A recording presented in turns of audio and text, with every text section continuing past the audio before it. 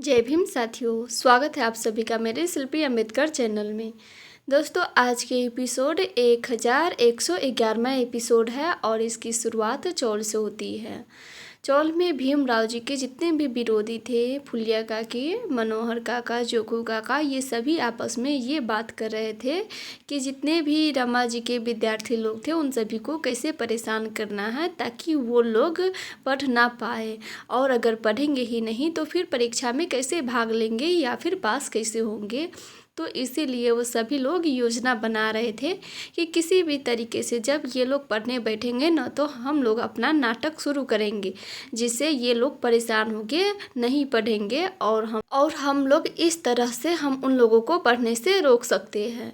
वहीं घर के अंदर करुणा और जीजाबाई भी यही बातें कर रही थी, लेकिन इनकी बातें बुआ सुन लेती है तो उनको जाके वो समझाती है कि करुणा और जीजाबाई इतनी भी नफरत मत पालो और इन लोगों को न पढ़ाने का तुम लोग सोचना भी मत। तो उसी समय वहाँ पे बाला भी आ जाते हैं और आने के बाद वो भी बुआ को सुनाने लगते हैं। तो बुआ उन सभी को उदाहरण के रूप में मेघनाथ को लेकर के बताती है कि जब मेघनाथ इतने बड़े आदमी हो के मुँह लटका के यहाँ से चले गए वो तो तुम लोग देखे ही, लेकिन तुम लोग क्या कर सकते हो जब मेघनाथ यहाँ से चले गए। उसके बावजूद भी बाला उनसे कह रहे थे कि बुआ आपको भीम के अलावा कुछ भी दिखाई नहीं देता है, आप भीम के अलावा भी बाकी चीज़ों को देख सकते हैं, लेकिन नहीं, आपको तो बस भीम भीम ही करना है। उसके बावजूद भी बुआ उन लोगों को सुना रही थी कि नहीं, ये लोग ज़रूर पढ़ के पास होंगे, तुम देख लेना। उसी समय वहाँ पे रमा उन लोगों की बात सुन रही थी, तो सुनने के बाद ये भी सोच रही थी कि मेरे पति हर असंभव काम को संभव करते हैं, तो शायद ये भी हो पाएगा। और इनको भी अंदाज़ा नहीं था कि पता नहीं आगे क्या परिणाम आएगा, क्योंकि ये लोग अपना कर्म ही कर रहे थे। वहीं दूसरी तरफ मेघनाथ पुलिस अधिकारी से कह रहे थे कि हम लोगों को कुछ न कुछ करना होगा, नहीं तो फिर से ये भीमराव जीत जाएगा और ये सभी के नज़रों में महान बन जाएगा। इसीलिए हम लोगों को कुछ न कुछ तो करना चाहिए और ये हर असंभव काम को संभव बनाने में लगे हुए हैं, तो कुछ तो हम लोगों को करना चाहिए। उसी समय वहाँ पे श्यामला आ जाती है और उन दोनों को बताती है कि भीम भाव है ही ऐसे, हर असंभव काम को संभव करते हैं। यह सुनने के बाद मेघनाथ श्यामला पे चिल्लाने लगते हैं कि श्यामला, तुम थोड़ा अपने ससुर से ढंग से बात किया करो।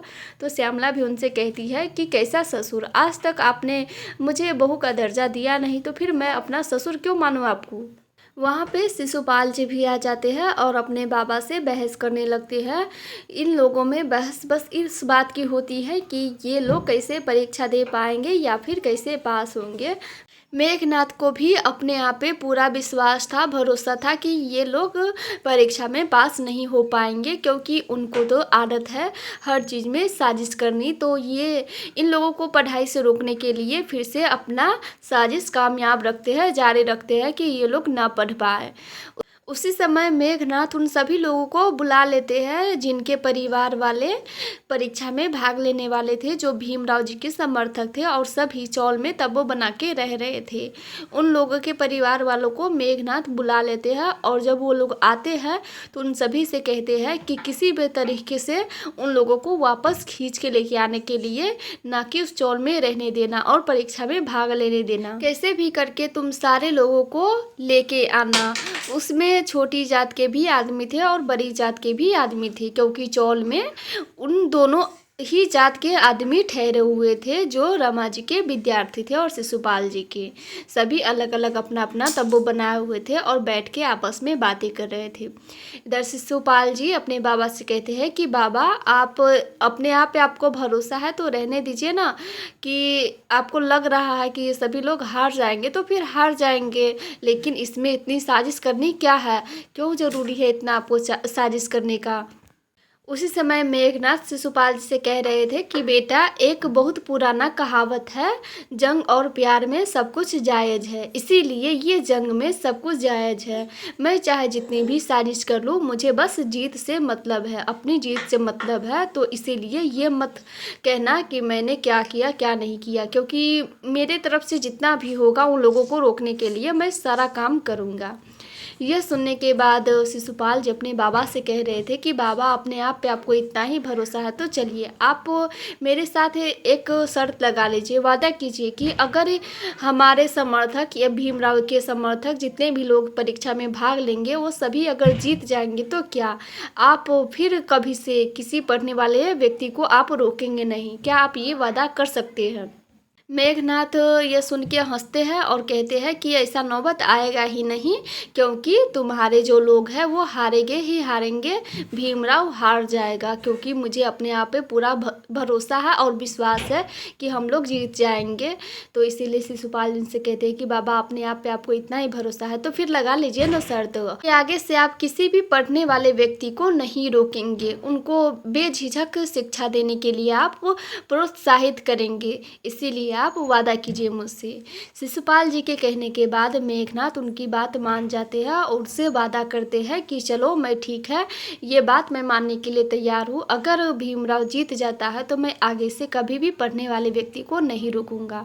साथ में इस बात पे भी बहस होती है। शिशुपाल जी ये भी कहते हैं कि बाबा, मैं कितने दिनों से, कितने सालों से आपको ये समझाते आ रहा हूँ कि आप जात पात का चक्कर छोड़ दीजिए, क्योंकि ये जात पात कुछ भी नहीं होता है, लेकिन नहीं, मेरे समझाने के बावजूद भी आप नहीं समझे। तो चलिए बस आप इसी बात पे शर्त लगा लीजिए कि अगर भीमराव जीतेगा तो आप मेरी ये बात मानिएगा। तो मेघनाथ ये बात मान जाते हैं कि चलो बेटा ठीक है, अगर भीमराव जीत जाता है तो मैं आगे से कभी भी शिक्षा के बीच में बाधा नहीं बनूंगा।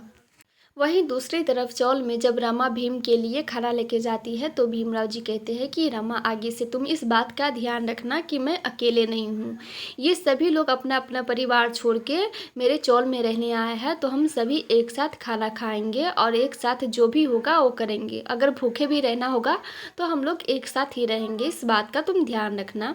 तो जिसे सुनने के बाद रमा भी मान जाती है। उसी समय वहाँ पे बुआ आती है और भीम रमा दोनों को बुला के बाहर ले जाती है, ये देखने के लिए कि ये सभी लोग कितना अच्छे से रह रहे हैं, खुश होके रह रहे हैं।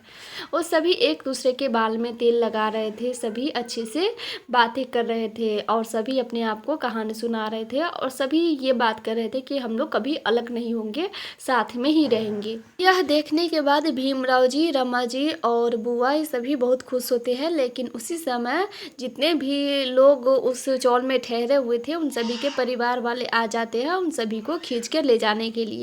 आते ही वो सभी कहने लगते हैं कि हम लोग भी आपके परिवार वाले हैं और आप लोग कैसी हरकत करने जा रहे थे, अपने परिवार वालों से एक बार भी नहीं पूछा कि हम लोग क्या कर रहे हैं। हम लोगों को तो घर में ये बोल के आए थे कि आप लोग मुंबई से दूर जा रहे हैं, लेकिन नहीं, आप लोग मुंबई से दूर आके इस चौल में ठहर गए, लेकिन आप लोगों को यहाँ पे नहीं रहना है, चलिए घर। जितने भी लोग आए हुए थे सभी हाथापाई करने लगते हैं, अपने अपने परिवार वालों को वहाँ से खींच कर ले जाने लगते हैं। यह देखने के बाद जितने भी चौल वाले थे सभी वहाँ पे इकट्ठा हो जाते हैं और सभी देख करके, जितने भी विरोधी थे वो सभी कह रहे थे कि हाँ हाँ, इन सभी को खींच के ले जाइए, और भीमराव जी भी वहाँ पे चुपचाप खड़े थे। रमा उनसे कहती भी है कि आप इन लोगों को रोकिए, अगर आप रोकेंगे तो ये लोग रुक जाएंगे। लेकिन भीमराव जी ये कहते हैं कि मैं इनको रोकूंगा तो ज़रूर रुक जाएंगे, लेकिन फिर से दोबारा ये लोग वापस अपने परिवार वालों को लाने आ जाएंगे। इसीलिए इन लोगों को खुद ही हिम्मत करना होगा रुकने के लिए, अगर ये लोग खुद से रुकते हैं तो ये लोग फिर दोबारा इनको लाने वापस नहीं आएंगे। भीमराव जी के कहे मुताबिक वो लोग ऐसा ही करते हैं, खुद से ही अपने आप वहाँ पे रुक जाते हैं।